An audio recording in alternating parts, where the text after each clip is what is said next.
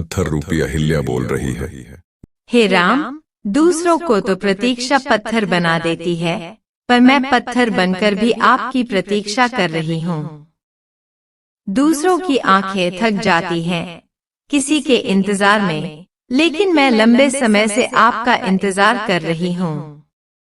अब तो आ जाओ और मेरे दुख का अंत करो।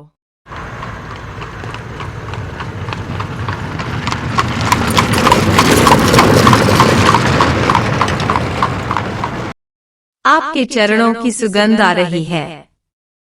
आप आ रहे हैं, आप निश्चित रूप से आ रहे हैं। हे राम, हे राम, हे राम। गुरु विश्वामित्र कहते हैं, रथ रोको सारथी, हम आज यहीं विश्राम करेंगे। श्री राम कहते हैं, गुरुदेव, क्या इस खंडहर आश्रम में विश्राम करना उचित होगा? गुरु विश्वामित्र कहते हैं, यह सबसे अच्छी जगह है शिष्य। हम यहाँ नहीं आए हैं, यह खंडहर आश्रम हमें यहाँ लाया है। पत्थर रूपी अहिल्या बोल रही है। हे राम, हे राम, हे राम। श्री राम कहते हैं, मुझे कौन बुला रहा है गुरुदेव? गुरु विश्वामित्र कहते हैं, ये तुम्हें बुला रही है शिष्य, और न जाने कब से तुम्हें ये पुकार रही है। श्री राम कहते हैं, लेकिन यह पाषाण की मूर्ति है गुरुदेव। गुरु विश्वामित्र कहते हैं, हाँ है। इस मूर्ति को अपने चरणों से स्पर्श करो शिष्य। श्री राम कहते हैं, गुरुदेव, गुरु की आज्ञा पर प्रश्न उठाना शिष्य का अधिकार नहीं है, लेकिन एक स्त्री का आदर करना चाहिए, चाहे वह पत्थर ही क्यों ना बनी हो। उसको पैर से छूना पाप है।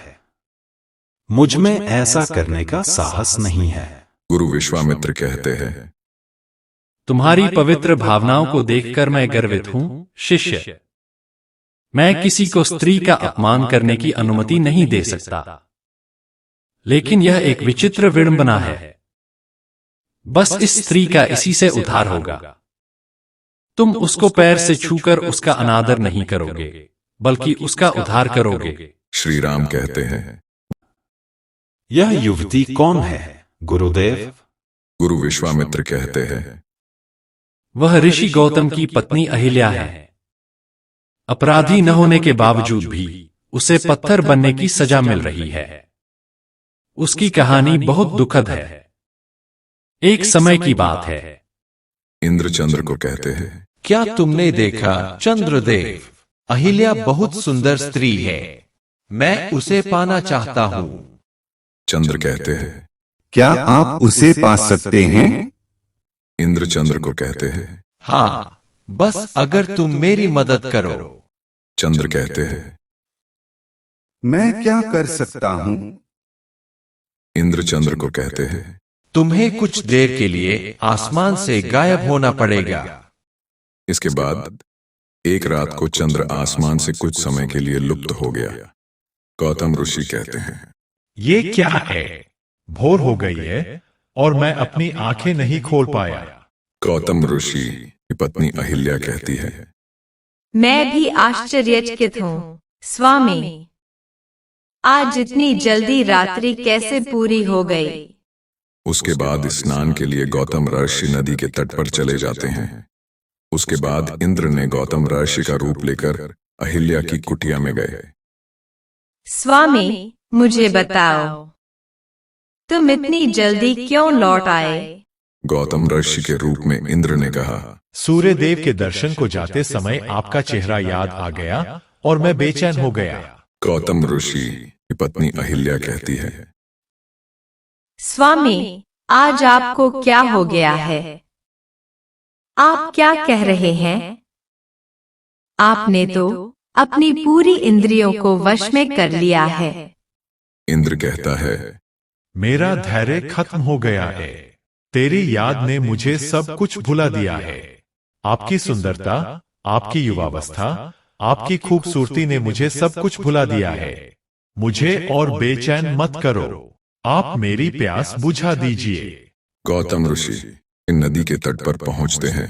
अरे ये क्या है? चंद्रदेव, चंद्रदेव कहाँ गायब हो गए थे? सूर्योदय होने में देर है, मुझे आश्रम वापस जाना चाहिए।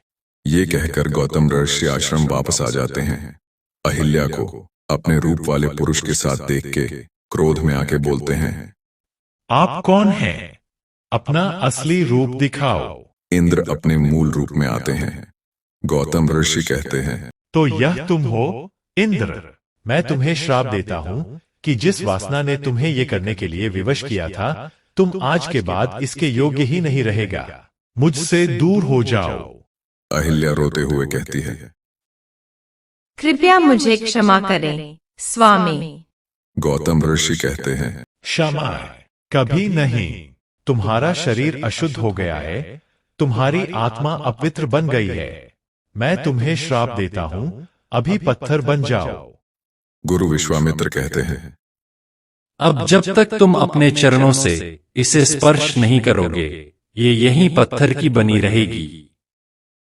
इसके कल्याण के लिए तुम्हें मेरे आदेश का पालन करना होगा शिष्य। ये सब सुनने के बाद श्री राम कहते हैं, देवी, मेरे लिए एक महिला मेरी मां के समान है।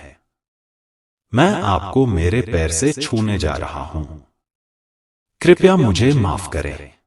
श्री राम के पैर स्पर्श करते ही अहिल्या पत्थर से मानव शरीर में आ जाती है और कहती है, हे दुखी जनों के दुख मिटाने वाले राम, हे संकट में फंसे लोगों को संकट से बचाने वाले राम, हे दुखियारों को तारने वाले राम, हे पापियों का उद्धार करने वाले राम, आपने इस सबला को शाप से मुक्त कर जो उपकार किया है, उसके लिए आपको कोटि कोटि धन्यवाद। श्री राम कहते हैं, नहीं देवी, आपके साथ अन्याय हुआ है। मुझे खुशी है कि आपको न्याय मिल गया है। मुझे यकीन है कि महर्षि गौतम को अपनी गलती का एहसास हो गया होगा, लेकिन वह असहाय था देवी, क्योंकि एक आसमां से टूटा हुआ तारा, बाण से निकला हुआ तीर और मुख से निकला शाप वापस नहीं आता।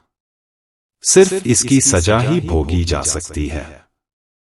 पश्चाताप की आग में जलना भी एक सजा है और महर्षि अब तक उस आग में जल चुके होंगे।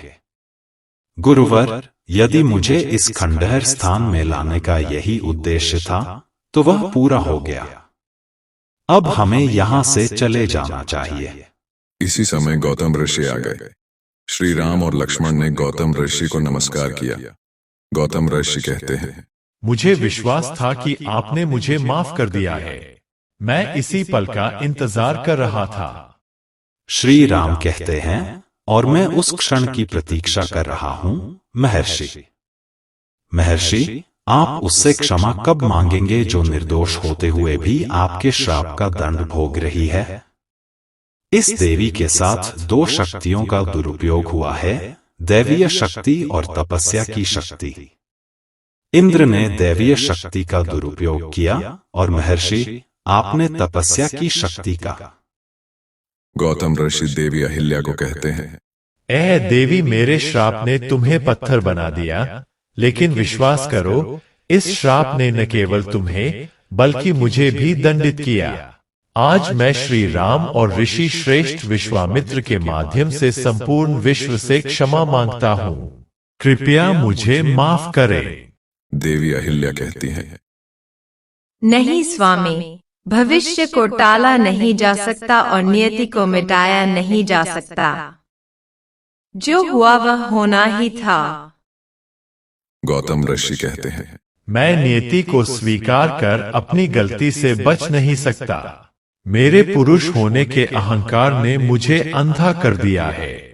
अहंकार बुद्धि का शत्रु है और इस शत्रु ने मुझे अपमानित किया है। दोस्तों, इस कहानी का नैतिक संदेश यह है कि अन्याय और अहंकार के परिणाम स्वरूप न केवल पीड़ित को बल्कि स्वयं को भी दुख और पश्चाताप का सामना करना पड़ता है। सत्य, क्षमा और विनम्रता ही सच्ची मुक्ति और शांति का मार्ग है।